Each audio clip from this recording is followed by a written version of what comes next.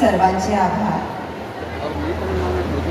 दक्षिण भारत जैन सभेची 126 वर्षापूर्वी स्थापन झालेली पहिली शाखा जैन महिला परिषदेचे हे 35वे त्रैवार्षिक अधिवेशन.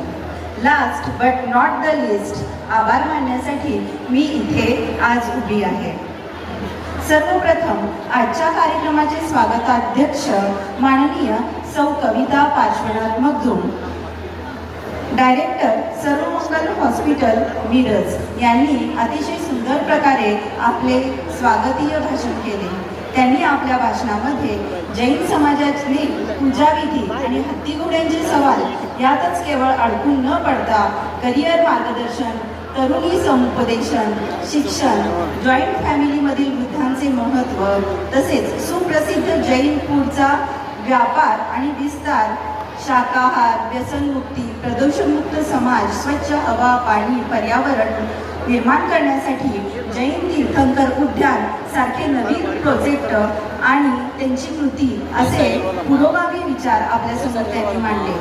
त्याचबरोबर आजच्या कार्यक्रमाच्या प्रमुख अतिथी माननीय सौ वसुंधरा अजित कोले, आर्किटेक्ट व सामाजिक कार्यकर्ता जयसिंगपूर यांनी सुद्धा आपल्या भाषणामध्ये परिवार, परंपरा, नवीन पिढी याबाबत विचार मांडले.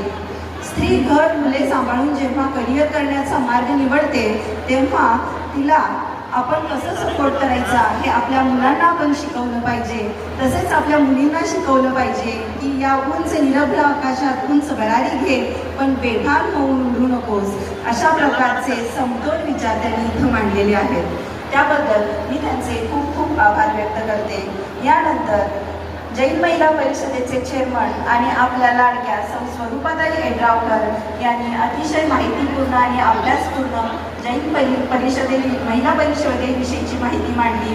तसेच संघटनाचे महत्त्व त्यांनी आपल्याला पटवून दिले. त्याबद्दल मी त्यांचे खूप खूप आभार मानते.